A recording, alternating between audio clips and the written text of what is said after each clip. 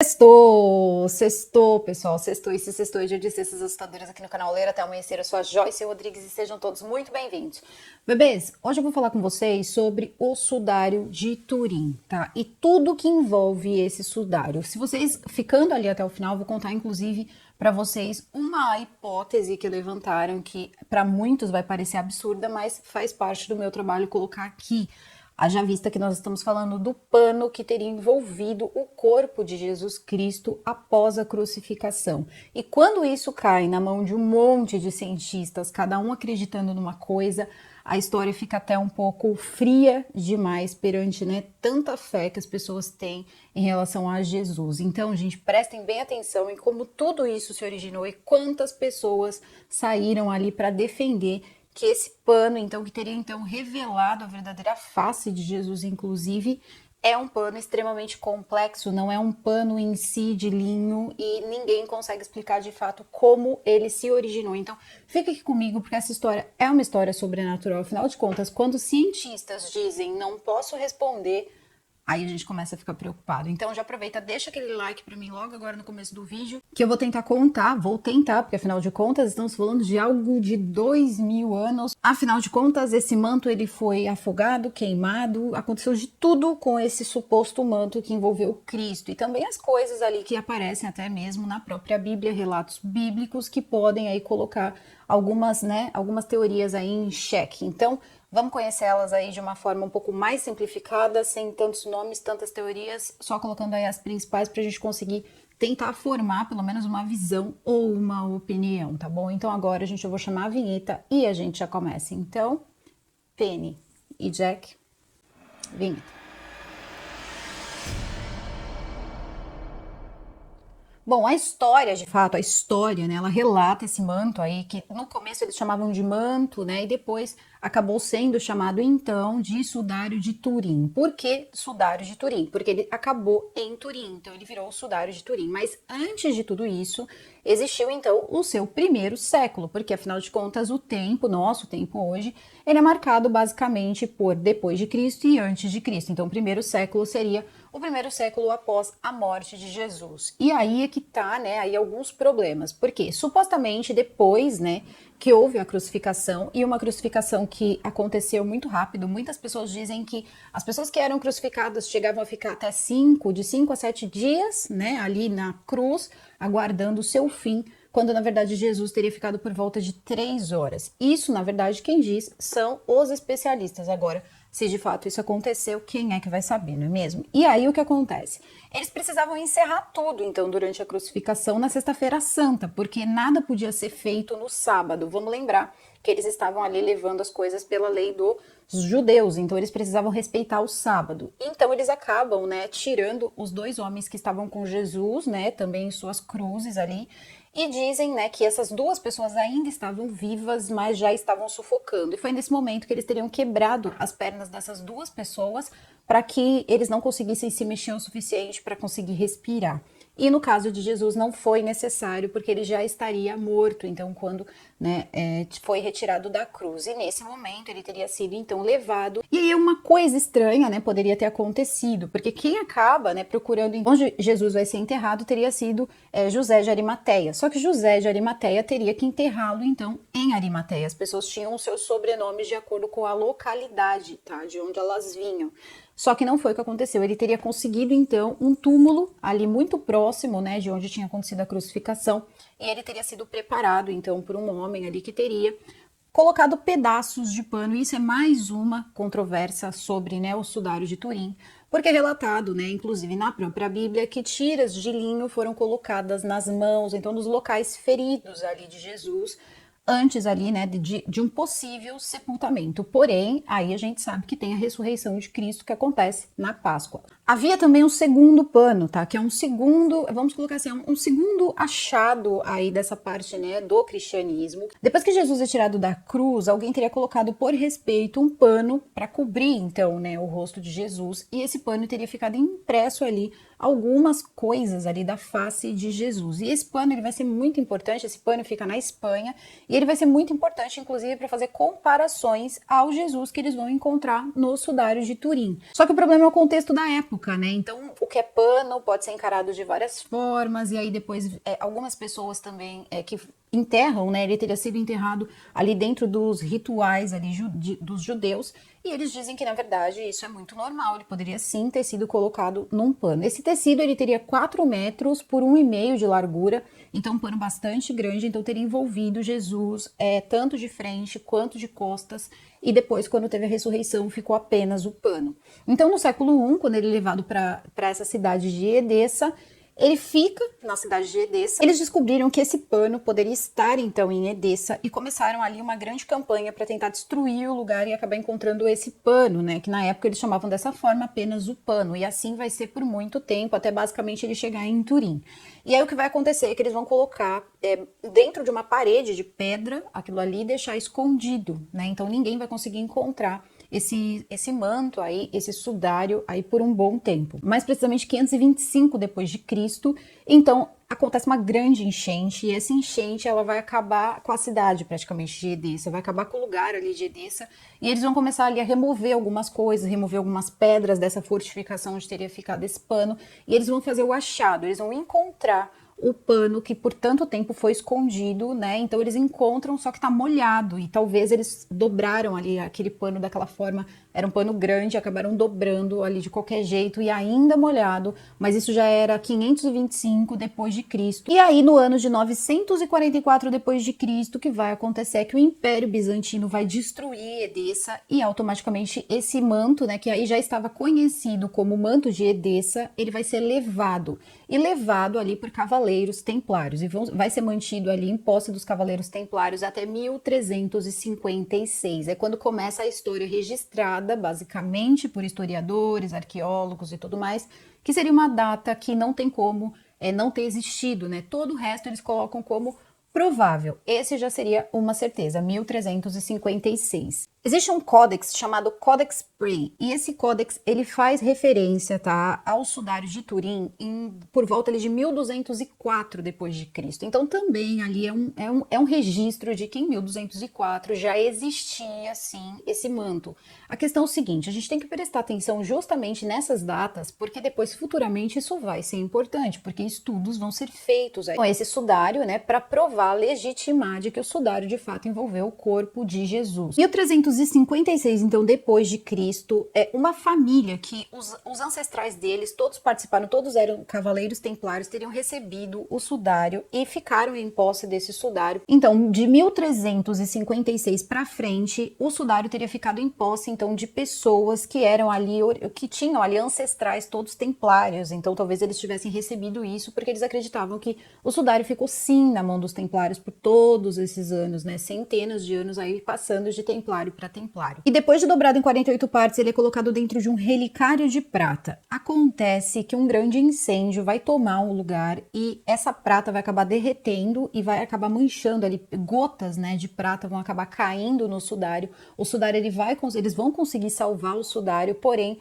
houve danos sim, tá, no sudário. Então ficaram algumas marcas, alguns chamuscados, principalmente nas pontas da caixa, né, do relicário ali, na caixa de prata, e ali teria ficado ali algumas marcas. A questão é o seguinte, depois disso, então, algumas freiras começaram, então, o trabalho de salvar o sudário, basicamente de conseguir arrumar ali tudo que foi estragado. Então, elas também decidiram colocar embaixo do sudário original um outro manto de linho ali, um outro pano de linho para poder proteger, né, aquele sudário ali tão, né, fininho, tão delicado e tão ali frágil. Então elas costuram ali e também arrumam as partes onde o sudário teria se estragado. De 1450 até 1982, o sudário ele era de propriedade da família Saboia até a morte de Humberto II, que deixou em seu testamento que o sudário era para ser entregue ao Papa vivo. Então o Papa que estivesse ali vivo na época que ele acabasse morrendo, receberia o sudário. A questão de tudo isso é que o sudário já estava em Turim, já estava numa igreja e já era visto ali por várias pessoas. Quando o sudário chega no lugar, assim, as pessoas começam a fazer romarias, esse pano ele é mostrado em vários lugares, existiam casamentos onde eles esticavam o sudário, tratavam assim como um pano qualquer. Vários padres, vários bispos também acabavam manuseando, né, esse pano, então em condições aí bem, né, bem frágeis e tal, e também sendo ali contaminado com as mãos das pessoas que, vamos combinar, não devia ser muito limpa, porque a gente conhece os costumes, né, antigos com relação à limpeza. E aí a questão é o seguinte, depois, né, de tudo isso, ele fica na igreja, mas ainda assim ele é apresentado várias vezes, é aberto para as pessoas olharem, as pessoas vinham de longe para conhecer o sudário. As pessoas começam a olhar aquele manto, ficam encantadas com aquele manto, acreditavam muitas vezes que aquele manto tinha poderes de cura, porque existiam histórias de pessoas que teriam encostado no manto e se curado, como se fosse um verdadeiro milagre também, e também histórias parecidas eram relatadas com relação ao suposto pano que foi colocado no rosto, né, de Jesus, ali quando Jesus foi retirado da cruz, já sem vida. Então, eles também faziam esse comparativo. E a partir do momento que ele chega em Turim, ele é conhecido então como o sudário de Turim, é como ele é conhecido até hoje. A questão depois seguinte vai ser a Segunda Guerra. Eles sabiam que existia uma grande inclinação deles decidirem ali roubar, né, aquele sudário, e para eles era uma coisa muito preciosa. Então eles foram deslocando, tá, o sudário de Turim para capelas e também igrejas bem menores, assim, em lugares muito óbvios, para poder fugir ali, porque eles desconfiavam ou tinham certeza que por algum motivo Hitler queria o sudário para ele. Então isso era uma coisa que deixava todos muito preocupados, porque para eles aquilo era algo muito valioso já naquela época. Então eles começam a fazer, né, essa coisa de mandar para um canto, mandar para outro, até que finalmente, quando termina, né, a Segunda Grande Guerra, eles acabam trazendo de volta para Turim. E aí o manto volta, né, a ser olhado, pegado, encostado e tudo mais, e a coisa toda vai se complicar um pouco. Então eles já falamos aqui um pouco, né, sobre a inundação que aconteceu, depois falamos um pouco também sobre o incêndio que ele acabou, né, sofrendo ali dentro de uma caixa de prata ali de um relicário, o que vai ser mais ou menos em 1898 que ali o responsável, né, pelo manto de Turim vai permitir que um homem, né, usasse algo muito novo para a época, que era fotografia. Então ele queria tirar uma foto do manto de Turim, afinal de contas ele queria ver o que poderia sair ali naquelas chapas. Então ele decide fotografar o manto, e quando ele faz essa foto é que começa toda aí uma saga que resiste, tá, até os dias de hoje, porque até os dias de hoje esse manto, ele divide opiniões e opiniões de cientistas. Isso é uma coisa assim muito incrível, porque veja bem, esse homem teria tirado essa fotografia, só que ele teria se deparado com o rosto, que seria um rosto de Jesus. E quando as pessoas olham e falam assim, nossa, mas parece um homem muito velho, Jesus teria 33 anos. Só que a gente tem que parar para pensar o seguinte, se ele envolveu o corpo do Jesus, né, de Jesus morto, acontecem coisas, ele foi, né, passou por vários sofrimentos ali, obviamente seu rosto deveria estar muito inchado, podemos dizer até um pouco deformado, assim como o próprio corpo. São coisas que as pessoas normalmente não levantam. Dizem que o rosto parece de um senhor de idade e que, na verdade, quando esse homem tira essa foto e percebe ali a imagem, ele percebe uma outra coisa. Ele percebe que com a fotografia, o que apareceu, né, a fotografia seria um positivo, só que o que ele recebe como resposta é a imagem de um negativo. Então era como se você estivesse pegando a foto ali, uma fotografia, um negativo de fotografia e olhado. E aquilo deixou ele perplexo, porque ele disse, como pode? Não revelou uma imagem comum, revelou um negativo. E foi daí por diante que as pessoas queriam entender o que eles utilizaram para poder, o que tinha ali, né, que teria feito com que aquela imagem fosse projetada em um pano e que quando fosse fotografada, então, ela recebesse aí esse efeito de negativo de fotografia. É muito comum, quem lembra dos rolos de câmera, você abrir um negativo e colocar na luz. Seria mais ou menos isso que teria sido descoberto. E isso deixou o homem que tirou essa fotografia totalmente aí perplexo, porque afinal de contas nada, né, daquilo era esperado. E aí o manto passou a ser basicamente, vamos colocar assim, estudado. Depois disso, eles começam a tentar levantar com algumas coisas que se tinha na época, o que poderia, a data era o mais importante, mas o que poderia gerar aquele efeito e também a data precisa, né, daquele sudário, porque para ser original ele precisava ter envolvido o corpo de Cristo. E isso demandaria um tempo. Então começa-se a fazer ali algumas pesquisas. E as pesquisas vão ser vastas. Assim também como algumas aparições do manto. Então o manto ele foi visitado por papas, o manto ele passava por alguns lugares, algumas regiões, e também era aberto para as pessoas, né, acabarem olhando aquele manto. Então isso tudo gerava nas pessoas ainda mais fascínio, porque era possível, né, pela primeira vez eles acreditavam que era possível saber ali que Jesus tinha um nariz ali, né, inchado, assim, meio achatado, que ele tinha cabelos compridos. E por ser um negativo, você distingue muito bem o que é o preto e o que é o branco. E isso também gerou polêmica, porque segundo a interpretação do negativo, Jesus estaria de cabelos e barbas brancas, o que não faz sentido para um homem de 33 anos. E aí vem algumas coisas. Lembra que eu falei para vocês daquele códex húngaro e tal, né, o Pray? Eles diziam já naquela época, eles já davam ali algumas descrições, tá, de como teria sido feito o enterro, vamos colocar assim, a preparação do corpo, tá, de Cristo. E eles dizem que sim, que Cristo foi sim enrolado, quebrando ali também aquela desconfiança de que panos, então tiras de pano teriam sido colocadas em Jesus e não um grande pano, um pano de 4 metros por 1,5. Então eles começaram a rebater aquilo com esse códex aí. Então depois, né, disso aí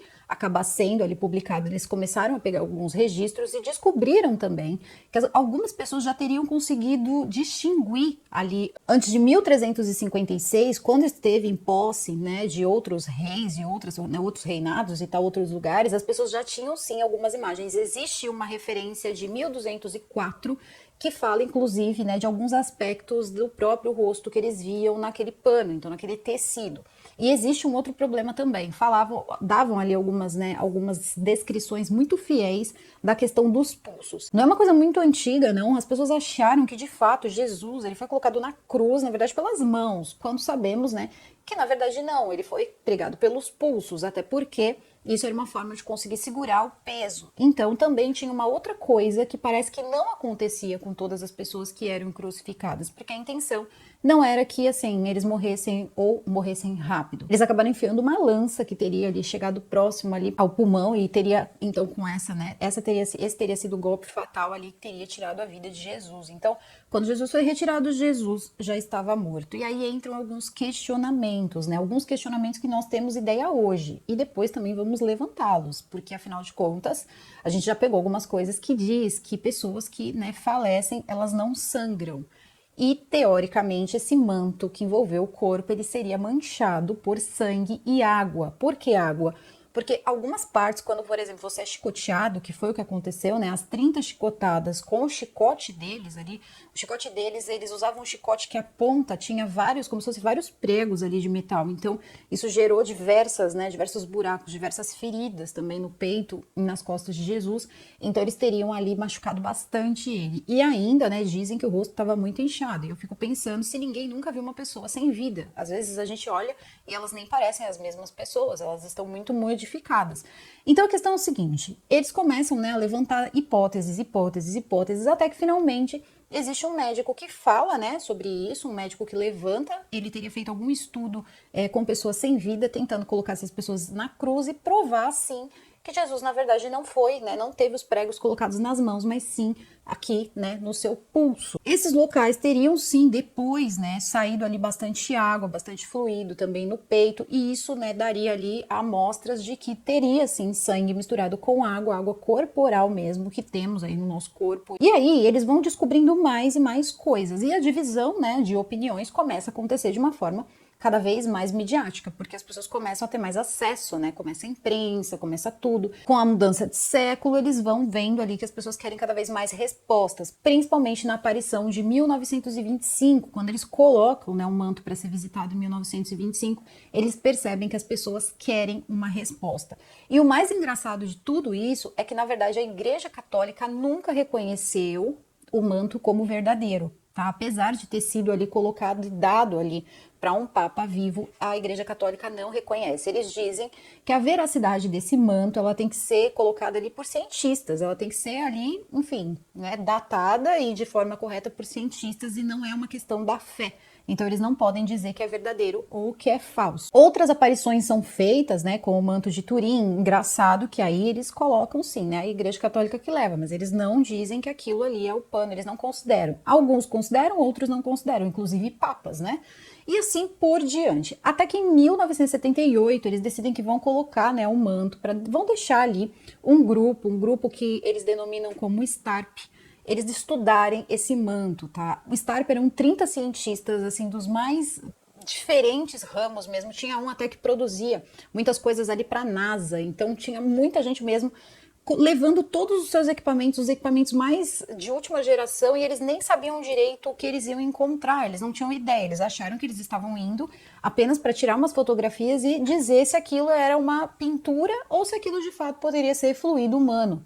Então, quando eles chegam no lugar, eles se deparam com um grande problema, porque eles não sabiam o que dizer. Começaram a tirar as fotografias e a mesma coisa acabou acontecendo. Então, igualzinho em 1898, eles começaram a perceber as fotos em negativo. Viram também marcas, que seriam as marcas de prata, né? A prata que caiu e acabou estragando o manto. Perceberam também que tinha ali outro linho por baixo e não conseguiam chegar a uma conclusão. Por quê? Primeiro eles olharam o manto e disseram, bom, isso não é sangue, né? E aí eles mandam para um laboratório que demora um tempo, mas ele acaba dizendo que sim, era um sangue de homem, um sangue masculino, do tipo AB. Então eles sabem que sim, é sangue. Porém, né, primeiro que na fotografia eles já se tocaram que não tinha tinta, porque não dava para ter tinta, então eles olharam e falaram, bom, o que pode ser? Começaram a pensar que algum tipo de pó teria sido colocado, começaram a cogitar até mesmo que alguém colocou uma pessoa, de fato, um ser humano de verdade, com todos ali os machucados, para poder colocar o pano em cima e dizer que aquele pano era o pano que envolveu o corpo de Jesus. Então, assim, as teorias mais malucas foram levantadas até que eles decidiram fazer o seguinte, fizeram um exame ali com uma máquina, um tipo de computador ali que eles tinham na época, chamada V8, para ver se conseguia identificar alguma coisa. Não tiveram muito sucesso. Muitos diziam que não tinha como aquilo ser uma pintura, outros diziam que o sangue parecia muito fresco para ter tanto tempo, e as teorias iam só aumentando. Então eles decidem usar o que eles tinham de tecnologia, né, na época, que eles chamavam de teste do carbono 14. O teste do carbono 14, ele era possível datar, tá? Então eles conseguiriam datar sim o manto, chegar ali a uma conclusão de quando aquele manto foi feito. O manto, no caso, o tecido, tá? Do manto teria sido feito.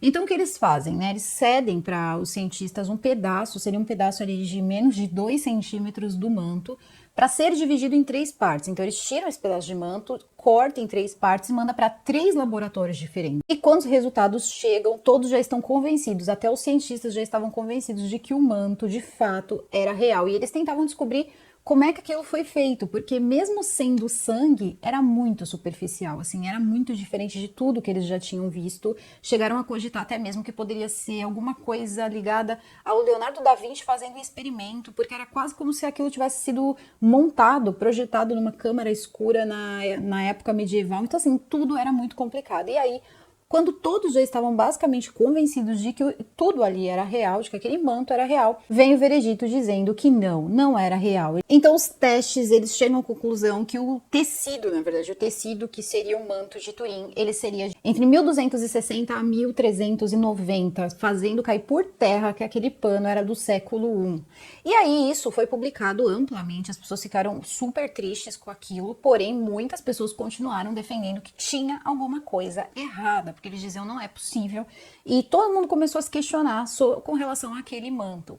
Só que tinha uma coisa que as pessoas começaram a perceber, parece que a igreja não curtia muito a ideia do manto, porque o manto era uma coisa que levava muitos fiéis, as pessoas estavam basicamente ali em Turim em peso sempre para tentar ali e basicamente rezar ali para o manto, sabe, como se fosse ali a própria representação do Cristo, e aí algumas pessoas dizem que a igreja não gostou nada disso. E a questão é a seguinte, tá, entre todas essas pessoas que fizeram esse estudo, o que a gente pode levar de conclusão disso é o seguinte, é o que dizem os especialistas, e os especialistas eles têm ali opiniões que divergem. Durante todo esse teste do carbono 14, demorou ali em torno de 8 horas de gravação, então eles gravaram absolutamente tudo, tá bom? E aí depois eles foram verificar o seguinte, no momento que o tecido foi dividido em 3 partes, o que daria uma lacuna de 30 minutos, esses 30 minutos não estava gravado. Por algum motivo, esses 30 minutos foram retirados das gravações originais. Então, no início, eles não levaram isso a sério, mas depois eles começaram a perceber que poderia ter acontecido uma conspiração no meio desse teste. Depois também, basicamente ali, o dono do teste, o responsável pelo teste, né, e pelos laboratórios, ele teria dito o seguinte, que o pedaço do pano, né, essa data, ela poderia coincidir com o linho que estava embaixo do manto, e não do manto propriamente dito. Poderia ter sido retirado uma parte que não teria o manto. Então, a mistura, a contaminação entre um pano e outro, né? Existem ali micro-organismos que vão nascendo, oxidação, várias coisas e também a questão de manuseio. Muitas pessoas manusearam esse manto. E todos esses fatores juntos poderia sim dar um erro, até porque foi percebido que foi retirado da mesma amostra de pano e o resultado foi o mesmo nas 3 amostras de pano em laboratórios diferentes. Então as pessoas começaram a fazer o quê? Começaram a pensar que houve sim uma sabotagem. A questão é que quando eles tiveram o negativo, né? Ah, não é o manto de Turim, não é o sudário de Turim, vamos explicar para todo mundo aí que isso aí é uma farsa. E publicaram na revista Nature, publicaram em vários lugares e as pessoas começando ali a bater, né? O que pode ter acontecido, o que pode ter acontecido, e começou a ficar muito feio, porque assim, existiam outras conclusões que eram independentes ao teste, né, do carbono 14. Primeiro, eles relataram que aquilo sim era era um pano que teria sido colocado em um corpo humano. Tá? E eles corroboraram tudo que eles viram e disseram que nada que eles tentaram. Então, eles tentaram até usar ali um pó, né? Um pó de corócre, que normalmente eles utilizavam muito naquela época para tentar fazer o mais suave possível ali, porque, né, de uma forma que pudesse chegar muito próximo, né, ao manto de Turim. Aquilo não adiantou nada. Então, eles disseram que aquilo nunca foi feito por mãos humanas. Não tinha pincelada, não tinha absolutamente nada. Então, eles também tinham a capacidade de dizer que aquilo não era muito natural, né? Então, no mínimo, precisava de muita investigação.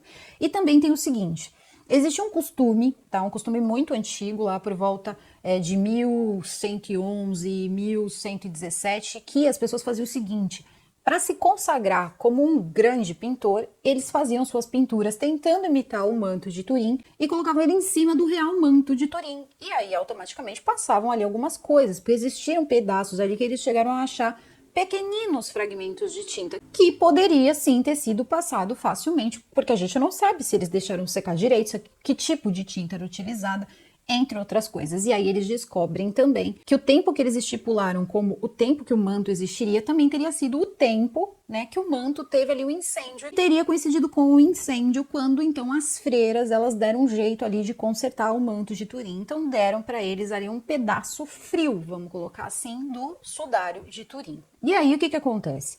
Depois disso, vários pesquisadores começaram a pensar em várias outras coisas, como botânicos de vários lugares do mundo, inclusive um botânico de Israel, que disse o seguinte: que também nesse tecido havia pólen, e eles descobriram mais de 50 tipos de pólen diferente no pano. E parece que até 28 dessas amostras de pólen provavam que esse manto ele veio sim daquela região ali, né, onde Jesus teria sido crucificado, porque aquele tipo de planta só era utilizado naquele local. Eles também teriam encontrado algumas amostras do que seria a babosa e também mirra, e isso vai levar as pessoas para uma outra teoria. Vai ter um homem que vai chegar a escrever um livro e ele levanta a seguinte teoria, de que na verdade Jesus não morreu na cruz, e que quando eles perceberam, mesmo sem Jesus saber, que ele estava sendo ali crucificado numa sexta-feira, e essa sexta-feira ela, né, tinha que terminar tudo, porque sábado nada poderia ser feito. Eles teriam armado para que pudessem então tirar Jesus, né, então da cruz, levar até esse local onde ele seria cuidado, e esse pano teria envolvido o corpo dele para que ele pudesse se curar. Porque a babosa e também a mirra era utilizada para poderes curativos. E teria sido por isso que depois, no domingo, quando eles foram então olhar, né, o local onde Jesus deveria estar, eles encontraram apenas o pano, porque Jesus já estaria recuperado e teria saído de lá e vivido em uma outra região por muitos e muitos anos. O problema, né, dessa teoria é o seguinte: é complicado você pensar que uma pessoa que passou por, né, vários suplícios ali, até mesmo teve uma lança ali atravessada no seu corpo, vai conseguir essa façanha em 2 dias ali, vamos colocar assim. Isso aí é sinceramente uma coisa assim, na minha opinião, é fora de cogitação. E isso em um intervalo ali, tá, dessa época que a Starp foi fazer então esse teste, né, então se levantam essas questões. E outras pessoas até levantam que Jesus poderia ser albino, né? Se aquilo fosse um negativo, então Jesus teria que ser albino, porque não é possível que ele tivesse cabelo branco. Eu acho isso também é uma coisa meio difícil. E também existem as pessoas que acham que, na verdade, isso foi uma farsa, uma fraude, porque muitos já tinham mais ou menos uma ideia do rosto de Cristo. Lembra que eu falei para vocês sobre aquele pedaço de pano que é conhecido como o lenço, né? O lenço de Jesus, que fica então na Espanha. Pois bem, aquele lenço, quando comparado com o sudário, ele é extremamente parecido, assim, os rostos eles são muito parecidos. E também teve toda a ação do tempo em cima do sudário, teve toda a questão, né, que aí vem a parte em que em 1997 vai acontecer um novo incêndio.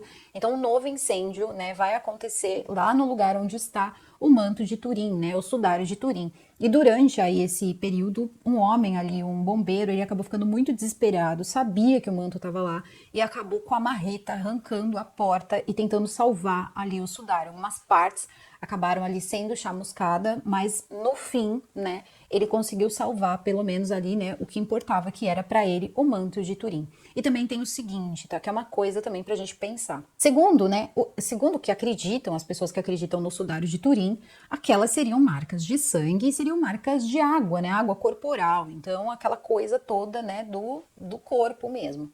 A questão é que se ele foi colocado ali, né, já sem vida, existem muitas pessoas que questionam, né, que colocam ali a questão de que ele teria sido limpo antes e que depois da sua morte você não sangra, você não sangraria mais. Então, aquilo seria uma reação um pouco difícil de acontecer, para não dizer impossível, a menos que eles não tivessem limpado o corpo de Jesus. Então, temos a questão das flores, o que mostra que sim, foram colocadas flores ali junto com o manto, porque tem pólen. Vemos também a questão de que eles teriam, então, não limparam, né, o corpo de Jesus ali para poder colocar ele envolto naquele pano. E aí existe uma explicação razoável até para isso que eu acabei aí encontrando, que parece que é o seguinte: os judeus, eles têm ali o costume de deixar alguma quantidade, né, de sangue no corpo de uma pessoa que perde a vida. Então eles tentam estancar o sangue das pessoas mesmo quando eles acreditam que aquela pessoa não vai viver, porque quando uma pessoa é colocada, então, né, quando ela morre e ela precisa descer à sepultura, ela precisa ter sangue dentro do seu corpo, né? E assim também eles utilizam com diversas coisas, até mesmo comida, né? Que o sangue precisa ser derrubado na terra, entre outras coisas. Então também poderia ser aí uma explicação. E como, né? Jesus teria ficado ali em suplício, ele teria sangrado muito, então eles ficaram com medo de repente ele não ter sangue suficiente no corpo e assim mantiveram o sangue que ficou por fora, dando assim origem ao manto, né? Ao sudário ali de Turim, tá? Falar manto ou falar sudário não tem problema nenhum. A questão ainda é um mistério e parece que a próxima aparição do manto vai ser em 2025, então tá próximo. E alguns cientistas querem sim fazer novos testes com novas tecnologias para poder chegar à conclusão ali, na verdade, que o manto é falso ou que na verdade eles sabotaram de alguma forma o experimento que eles fizeram pela Starp quando eles tiveram ali várias horas com o manto. Fizeram vários testes e deu aquele resultado. Gente, são diversos testes que são feitos. As pessoas colocam muitos achismos, colocam muitas coisas, quando na verdade, se a gente parar para pensar, o que esse manto significa, acho que vai muito além ali de fato. Eu não sei se alguém, eu pelo menos eu olho e falo, meu Deus, mas quem é que tá preocupado qual é o rosto de Jesus, não é mesmo? Porque afinal de contas, representa sim, né? Então, a morte de Jesus tem a sua importância? Depende da pessoa que acredita, porque afinal de contas, quem crê, quem tem essa fé a ponto de acreditar no sudário, ela acredita na crucificação e o motivo da crucificação. Não vai ser um manto que vai dar mais ou menos fé para as pessoas. E vários artefatos aí foram distribuídos ao longo da história como sendo parte de alguma coisa, pedacinhos de ossos que eles diziam que era ossos de Jesus, Maria, José. Vemos isso em várias séries, muitas vezes até novelas brasileiras que as pessoas diziam que tinham um pedaço da costela de um determinado santo. Então isso é uma coisa muito contraditória também, se a gente parar para pensar, e falando de fé, não é mesmo? Será que precisa mesmo de toda essa representatividade? Talvez isso seja mais interessante para a arqueologia do que para as pessoas que de fato acreditam em Jesus. Porque para quem acredita em Jesus, não precisa de nenhuma comprovação. Ele já sente, ele já vive, ele já acredita. Então, o sudário talvez tenha mais uma função científica e talvez o cara que vai resolver o mistério do que uma questão religiosa. Vou ficando por aqui, o vídeo vai ficando por aqui. Contem pra mim aqui nos comentários, sejam respeitosos, sabe? A gente vai ser respeitoso nesse vídeo porque é um assunto que afeta várias pessoas que acreditam no manto, tá? No sudário de Turim. Então, vamos, né? Você pode, de repente, não acreditar, mas vamos respeitar quem acredita. Numa época que tanta coisa, né? Tanta bobagem é colocada na internet, uma coisa, pelo menos, aí que gera, né? Alguma dúvida razoável, uma polêmica, pelo menos científica, arqueológica, e que também tem a ver com fé e esperança, eu acho que tem que ser respeitado, sim, tá? Então, segurar o comentário aqui, tá, gente? Por favor, agradeço muito. Coloquem aqui as impressões de vocês, o que vocês acham. Se vocês têm alguma teoria, é muito material na internet, tá? Para vocês conferirem aí, tirar as conclusões de vocês, documentários e tudo mais. As histórias que vocês já acreditaram, se vocês acreditam nos milagres, se alguém, né, alguém da sua família chegou de fato, né, a visitar o manto de Turim e recebeu alguma graça com isso, alguma coisa assim, eu acho muito bonito os relatos de milagre, né? Eu acho bem bonito mesmo, independente do que você acredite ou qual seja o seu viés religioso. Relatos ali de milagres são muito bonitos, sim, tá? Eu sempre digo isso. Então, espero vocês aqui nos comentários. Eu vou ficando por aqui. O vídeo vai ficando por aqui. Desejo a todos vocês um excelente final de semana. Um super beijo e até o próximo vídeo.